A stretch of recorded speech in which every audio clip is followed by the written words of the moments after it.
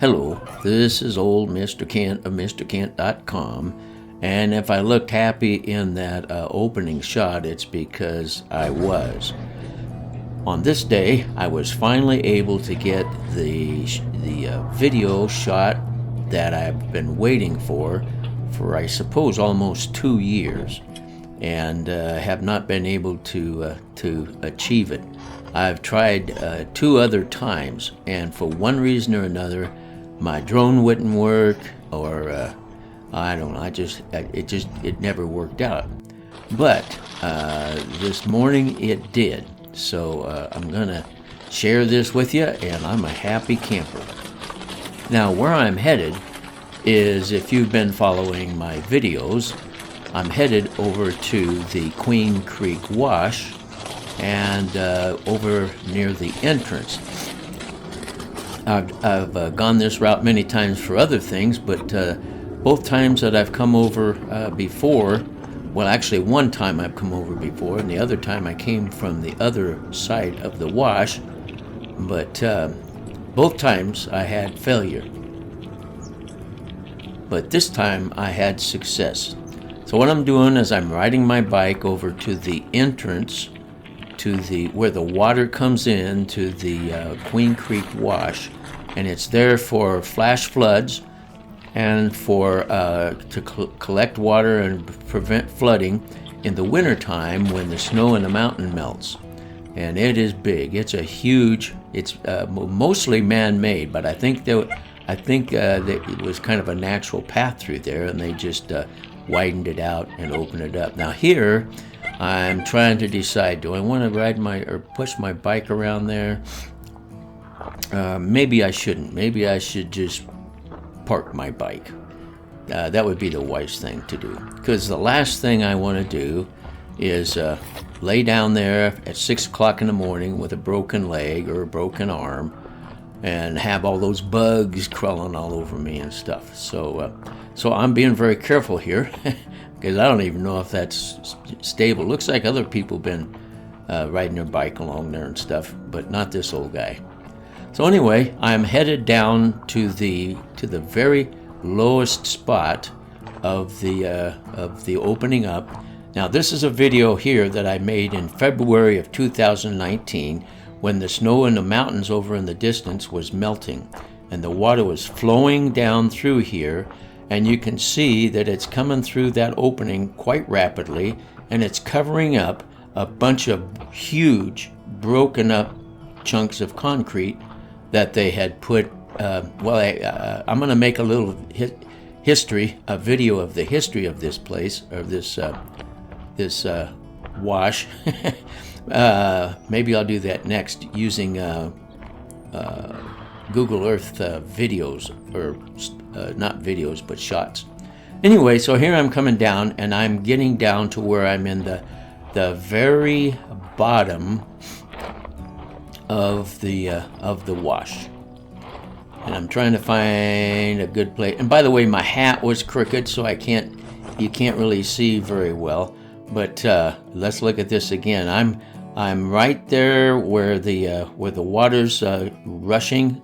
I'm right at the end of that, and there's a whole bunch of huge concrete blocks, huge, that they had used to make a dam with years ago.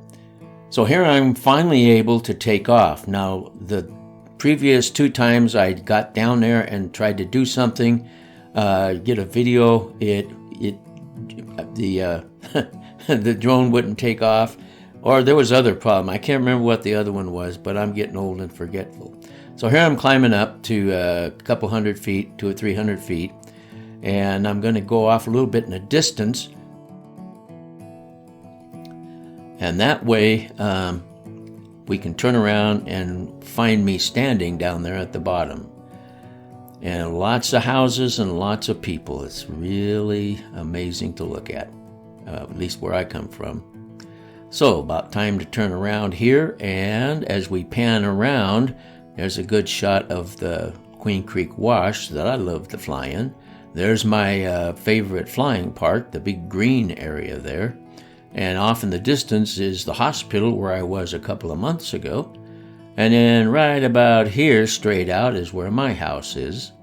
And then right about here straight out is where that road was blocked, and the intersection is still, you can get through, but it's still there. They've got some kind of a problem with their sewer. And straight out from here is where my son now lives. And I've always wondered, where's that mist come from? And now I'm beginning to think maybe it's not mist, maybe it's dust from the concrete plants there's 2 of them here.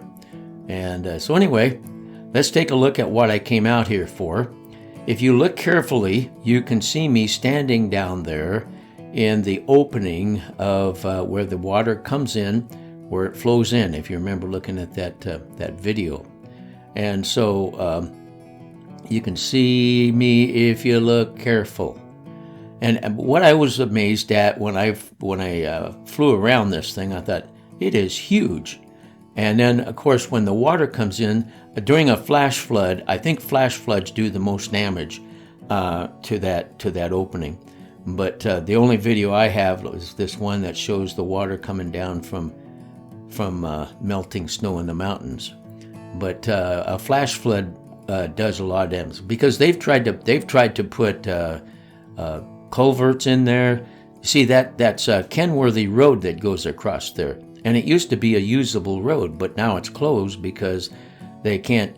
There's no way they can keep the water from washing out. So anyway, we're coming down here, and this is the video I've been wanting to make.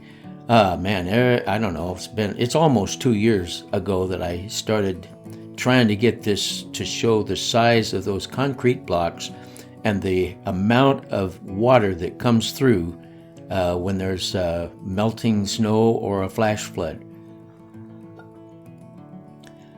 So as we come down, you can see all the rubbish from the different things that they have tried to do. There's a smashed up piece of culvert there and a whole bunch of concrete where they tried to make it go across there. And I will have a video coming up. If you're interested, you can watch it. I'm going to make it anyway and put it on YouTube. But it just be a video of the history of Google Earth shots of this area.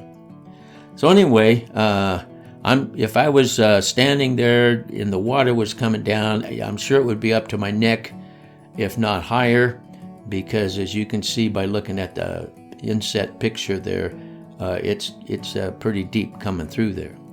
And so take a close look, because I finally got the video that I've been wanting to get for a long time, and if I look happy, that's the reason why. So I want to thank you for watching, and God bless you.